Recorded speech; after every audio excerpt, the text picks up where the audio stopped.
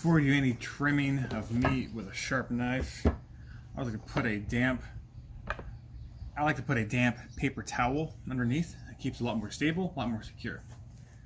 Now this is a great candidate to trim to make it St. Louis style cut spare ribs. Right now this is a full spare rib we got from the store, completely untrimmed and ready to be taken care of here.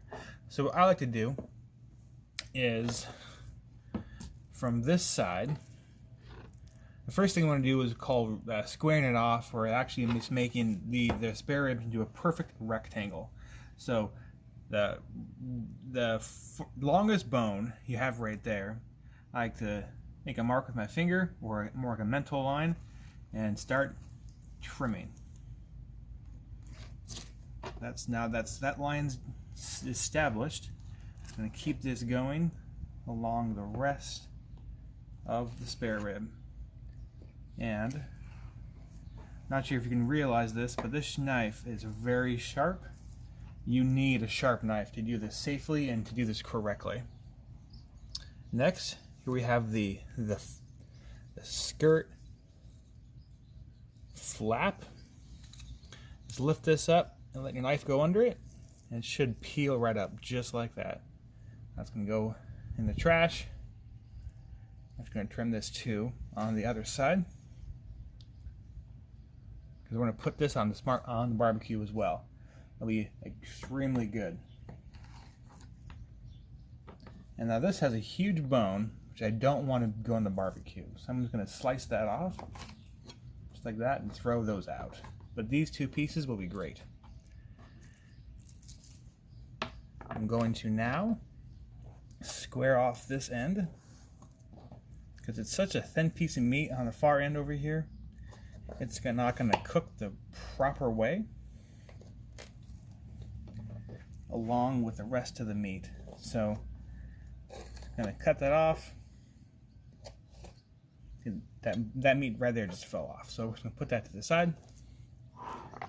And over here, there's a little extra kind of bone hanging out that I don't want it to play a part in the rest of our cook. So I'm actually gonna find where that ends by looking at the underside. Yeah, that was lack of a proper trimming by the butcher there. So I'm not worried about that.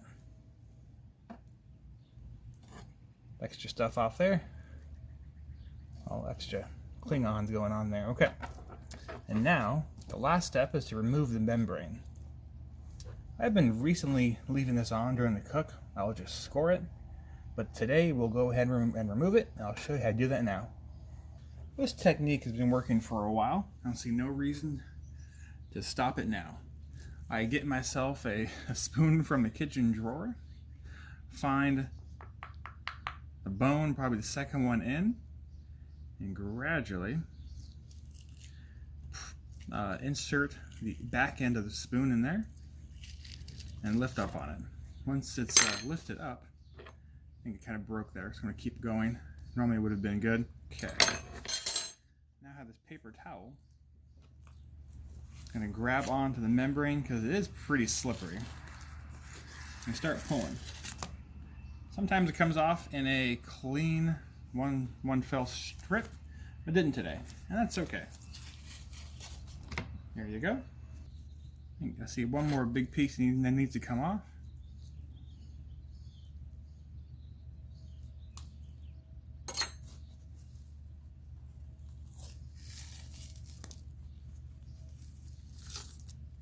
There we go.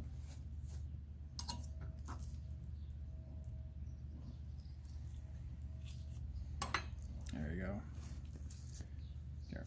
Got it all off.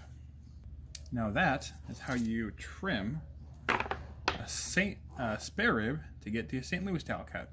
Now when this cooks down, all of these ribs will shrink and shrink up, pull in, and it'll expose all these bones that you don't see right now, but you will see once you start cooking it. Any questions, please let me know. Have a great rest of your day.